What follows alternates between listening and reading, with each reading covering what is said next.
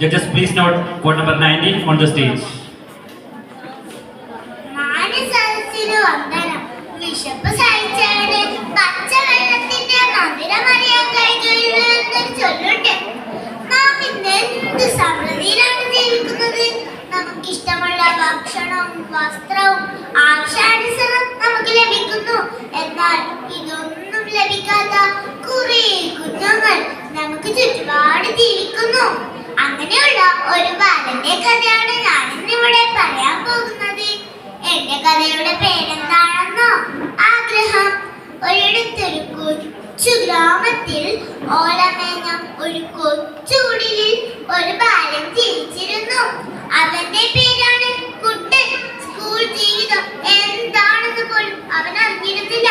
കഷ്ടപ്പാടും ദാരിദ്ര്യവുമായിരുന്നു അവന് കൂട്ടിൽ.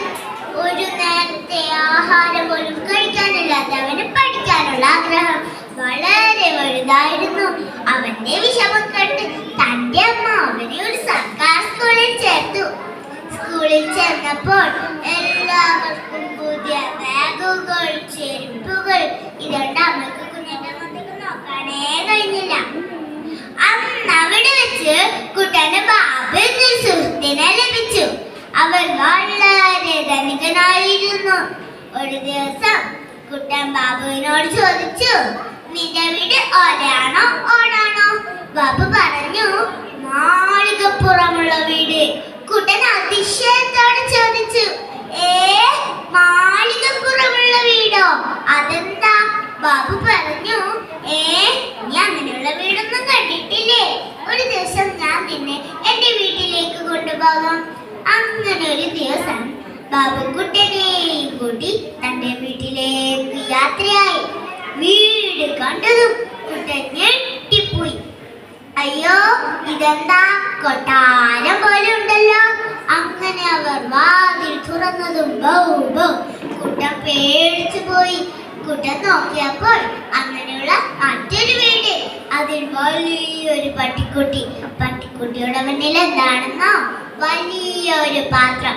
പാത്രം നിറയെ ഭക്ഷണം. ഇത് കണ്ട് കുട്ടന്റെ വായിൽ വെള്ളം ഊറി. ഒരു ദിവസം സ്കൂളിൽ ടീച്ചർ എല്ലാവരോടുമായി ഒരു ചോദ്യം ചോദിച്ചു, നിങ്ങൾക്ക് ഭാവിയിൽ ആരാകണം? ഇത് കേട്ടതും കുട്ടൻ ഉറക്കെ വിളിച്ചു പറഞ്ഞു, എനിക്ക് ബാബുവിന്റെ വീട്ടിലെ പട്ടിക്കുട്ടിയായാൽ മതി. ഇത് കേട്ടതും എല്ലാവരും ചിരിക്കാൻ തുടങ്ങി. എന്നാൽ ചിരിയധികം നേരമുണ്ടായില്ല. കുട്ടന്റെ അവസ്ഥ മനസ്സിലാക്കിയ കൂട്ടുകാരും അധ്യാപകരും അവനെ സഹായിച്ചു.